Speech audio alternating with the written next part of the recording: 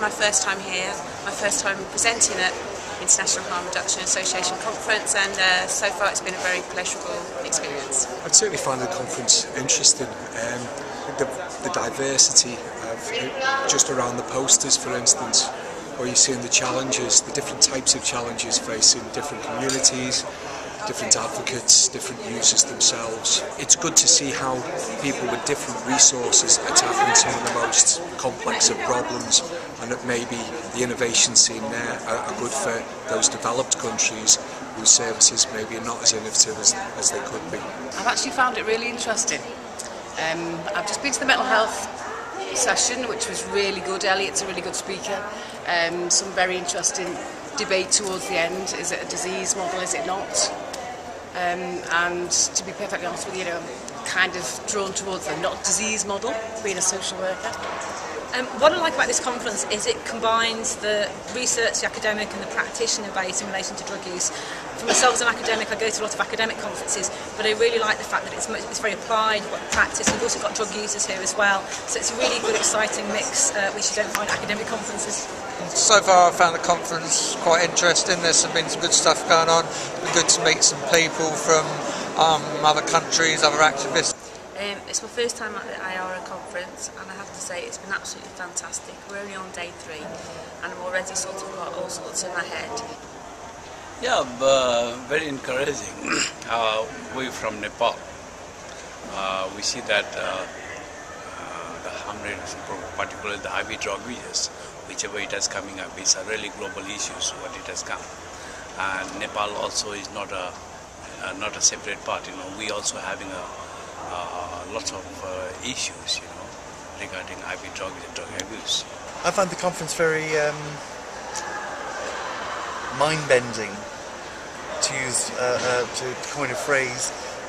Some of the kind of theories and philosophies that have been presented, especially when they're backed up with the evidence that they have kind of made me think twice about where I come from, which is really an abstinence-based background.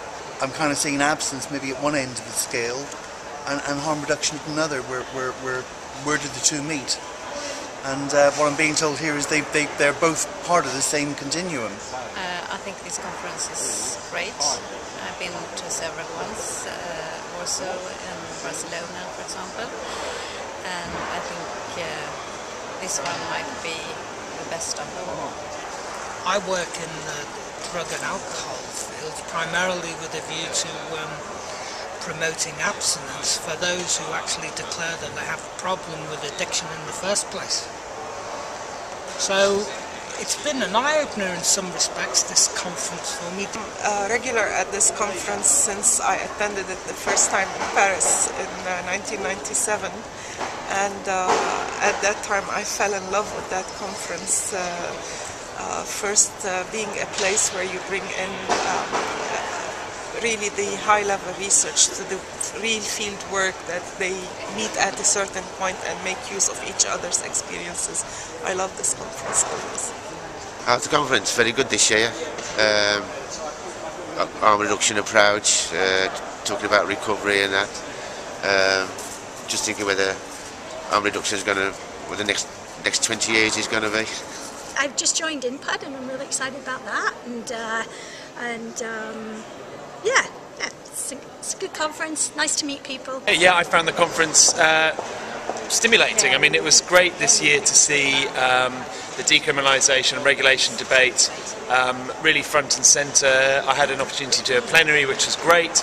I presented Transform's new book, Blueprint, and it's the first time that level of debate about that particular issue has had this level of profile here. And so it's just been very exciting. It's been very well received.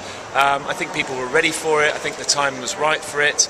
And all round, it's been great. So I've had a lot of great chats with a lot of people, and I'm looking forward to seeing where it leads next. Maybe Beirut.